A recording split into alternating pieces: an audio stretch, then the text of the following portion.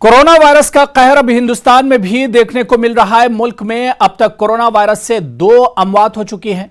कर्नाटक में एक सनरसीदा शख्स की मौत के बाद दिल्ली में एक खातून ने जुमे को दम तोड़ दिया था, जबकि सऊदी अरब से हाल ही में लौटे 71 साला कोरोना वायरस के मुश्तबा मरीज की महाराष्ट्र के बुल्ढाना जिले में मौत हो गई।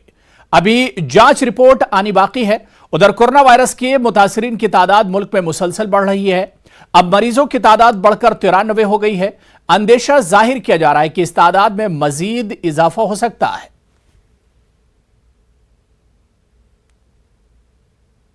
बड़ी बात यह कि इंडिया में अभी तक कम्युनिटी स्प्रेड नहीं है। कम्युनिटी स्प्रेड उसको बोलते हैं कि जब एक व्यक्ति से 10 को हो गया, 10 से 100 को हो गया। अभी तक क्या हो रहा है, लकीली कि एक व्यक्ति से दूसरे को हुआ, दूसरे से तीसरे को हुआ, चौथा परिवार के अंदर हो गया। कोरोना वायरस की बीमारी की रोकथाम का यही तरीका है कि हम इसके स्प्रेड को रोकें। स्प्रेड को आप तभी रोक पाओगे, मान लो अगर मुझे खांसी हो रही है और मेरी खांसी की वजह से मेरा इन्फेक्शन दूसरों को ना फैले, वो रोकना है। और क्योंकि ये जर्म थोड़ा सा वायरस जो है हैवी ज़्यादा है, इसलिए हवा में तैरता नहीं है। मैंने खांसी की तो मैक्सिमम 1 मीटर तक किसी व्यक्ति को ये अटैक कर सकता है। या मेरी खांसी की वजह से इस टेबल के ऊपर मान लो कुछ कीटाणु आके बैठ जाते हैं, या मैंने खांसी करते वक्त मुंह पे हाथ रखा या हैंकी यूज़ किया और वही मैंने यहाँ रख दिया, तो वहाँ पर जो कीटाणु रहेगा कुछ घंटों तक रह सकता है। और उसी सरफेस के ऊपर दूसरा कोई व्यक्ति आके हाथ लगाएगा और वो आगे घर जाके अपने मुंह पे या हाथ पे आंखों पे लगाएगा हाथ को, तो ये जर्म्स जो है उसमें ट्रांसमिट हो रहे हैं। तो इसकी रोकथाम के लिए 2 ही तरीके हैं।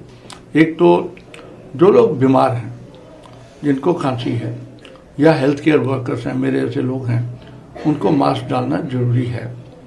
या जिनको डाउट है कि वो विदेश से होकर आए हैं या विदेशी किसी के संपर्क में आए, वो मास्क डालें। भारत सरकार ने इसमें बहुत अच्छे कदम उठाए हैं, जैसे IPL मैचेस को पोस्टपोन करना, या बाकी जो इंडिया साउथ अफ्रीका सीरीज़ को कॉल ऑफ करना, इंटरनेशनल कॉन्फ्रेंसेस और बड़ी कॉन्फ्रेंसेस, इनफैक्ट कई स्टेट्स के अंदर तो बड़ी शादियों को भी कैंसिल किया गया या उनको छोटा करने को बोला गया है। ये बहुत बढ़िया कदम है और इसी की वजह से हो सकता है हम बीमारी को कंटेन कर पाएँ। जो चाइना ने अब किया है, चाइना ने बाद में किया, जहाँ जो इटली अब कर रही है, वो इंडिया ने पहले से कदम उठाए। और उससे सबसे बड़ी बात यह है कि ट्रैवल एडवाइजरी इशू करना, और उसके साथ साथ 100 से ज़्यादा जगह पर इस कीटाणु की जांच होना, यानी कि हर स्टेट के हर बड़े शहर के अंदर आज की तारीख में ये जांच हो रही है। ये बहुत बड़ा कदम है और मेडिकल कम्युनिटी मानती है कि हमारी सरकार जो है बधाई की पात्र हैं। अब बीमारी कितनी फैलेगी वो तो कोई नहीं कह सकता, लेकिन इस बात में बधाई की पात्र हैं कि उन्होंने जो जो कदम उठाए हैं, हम बीमारी को एक सीमा तक अभी तक रोक पाने में कुशल हुए हैं। तो पूरी दुनिया की तरह हिंदुस्तान में भी कोरोना का खौफ और डर है। अभी तक 90 से ज्यादा मुतासिरीन हैं जो एक तरह से निगहदाश्त में रखे गए, जिनका इलाज चल रहा है। 2 लोग अब तक हलाक हो चुके हैं और एक डर और खौफ इस वायरस को लेकर फैला हुआ है पूरे मुल्क में। कई रियासतों ने हाई अलर्ट जारी कर दिया है, लॉकडाउन कर दिया है। कई रियासतों में सिनेमा घर और इसके अलावा स्कूल, कॉलेजेस और दफातर बंद कर दिए गए हैं। सीधे दिल्ली का रुख करेंगे। हमारे नुमाइंदे विनीत इस वक्त हमारे साथ खासतौर पर दिल्ली से जुड़े हुए हैं। विनीत, दिल्ली से क्या कुछ खबर है, क्योंकि रोज बरोज हम देख रहे हैं कि कोरोना को जो डर और जो खतरा है वो रोज बरोज बढ़ता जा रहा है। आज ये निश्चित तौर पर अबू मैं आपको बताना चाहूंगा कि जिस तरह से सरकार ने प्रोएक्टिव मेजर्स लिए हैं दिल्ली में, खास तौर पर मैं आपको बताना चाहूंगा कि केंद्र सरकार के साथ साथ राज्य सरकार ने भी कई कदम उठाए हैं। ये सारे स्कूलों को जो है वो बंद कर दिया है 31 तारीख को। इसके साथ ही साथ जो सिनेमा हॉल्स हैं उसे बंद कर दिया गया है, लोगों को एडवाइजरी जारी की गई है। इसके साथ ही साथ मैं आपको बताना चाहूंगा कि केंद्र सरकार ने एक बड़ा फैसला लिया है, जिसे करतारपुर साहिब कॉरिडोर जो है उसे बंद कर दिया है। आज 16 मार्च से ही उसे बंद कर दिया दिया है। अब जो है श्रद्धालु कुछ दिनों तक करतारपुर साहिब नहीं आ जा सकेंगे। तो साफ तौर पर सरकार की पूरी तरह से कोशिश यह है कि लोगों को संक्रमण से बचाया जा सके, जो भीड़ भाड़ वाले इलाके हैं उसे कम किया जा सके। ट्रैवल एडवाइजरी जारी की गई है। साथ ही साथ मैं आपको बताना चाहूंगा कि सरकार ने जहां भी भारतीय फंसे हैं ईरान से जो आज लगभग 100 से अधिक जो भारतीय फंसे हुए थे उन्हें सरकार ने इवैक्यूएट किया है, उन्हें भारत वापसी की का काम किया है। तो साफ तौर पर सरकार जो है वो एक जो प्रोएक्टिव जो मेजर ले रही है, जिसके तरफ हेल्थ एडवाइजरी जारी कर रही है, लगातार लोगों को क्लीनलीनेस स्वच्छता की बात कर रही है, डरने की। साथ ही साथ मैं आपको बताना चाहूंगा कि इसको लेकर के लोगों को डरने की जरूरत नहीं है, इसकी भी बात कर रही है। और साथ ही साथ जो पूरे विश्व में जो भारतीय फंसे हुए हैं, पहले जो चीन में लोग फंसे हुए थे, चीन के वुहान से लोगों को रेस्क्यू करवाया, ईरान से भी लोगों को रेस्क्यू करवाया जा रहा है। तो सरकार जो है वो विभिन्न स्तरों पर काम कर रही है जिससे कोरोना का जो खतरा है वो भारत में कम बन सके और जो भारतवंशी है उस पर कोरोना का कहर जो है वो कम हो सके। जी बिल्कुल विनीत, क्या कुछ प्लानिंग है क्योंकि अब लगातार हम देखते जा रहे हैं कि पहले दिल्ली में एक शुरुआत हुई थी, एहतियाती तौर पर तमाम स्कूल कॉलेजेस बंद कर दिए गए थे। इसके बाद हमने देखा कि अदर जो स्टेट हैं, दूसरी रियासतें हैं, वहां पर भी इस तरह के कदम उठाए गए। इस वक्त सबसे बड़ी जिम्मेदारी सेंट्रल गवर्नमेंट की है, जो मरकजी सरकार है उसकी है। क्या कुछ प्लानिंग सरकार कर रही है इससे निपटने के लिए, क्योंकि लगातार इसके केसेस बढ़ते ही जा रहे हैं विनीत?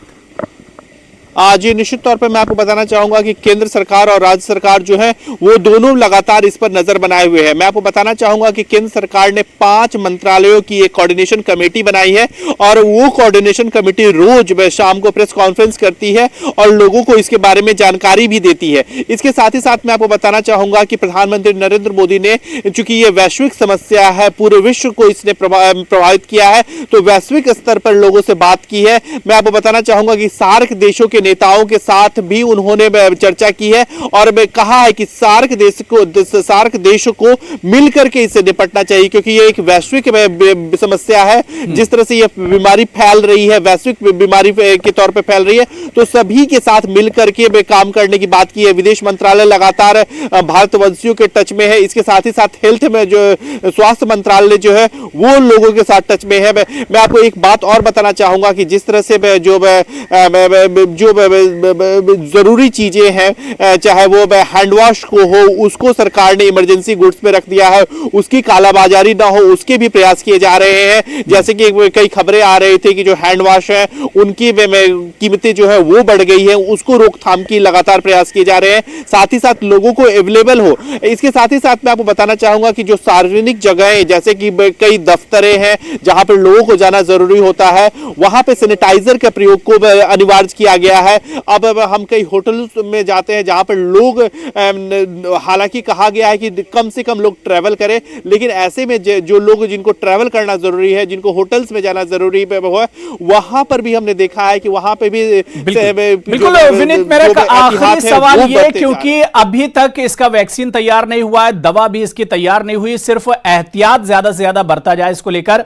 अब सवाल ये उठ रहा है कि हमारी गवर्नमेंट फ्यूचर को लेकर किस तरह से तैयार है। कोरोना का असर तमाम सेक्टर पर देखा जा रहा है और इसके अलावा अगर हम बात करें तो हमारी जो इकोनॉमी है उस पर भी बड़ा असर पड़ रहा है। तमाम मार्केट और जो शॉपिंग मॉल्स हैं, इसके अलावा स्कूल, कॉलेज, जिम और इस तरह से जो टूरिज्म की बात करें, हर चीज पर एक तरह से इसका असर पड़ा है। फ्यूचर को लेकर क्या कुछ प्लानिंग की जा रही है गवर्नमेंट की?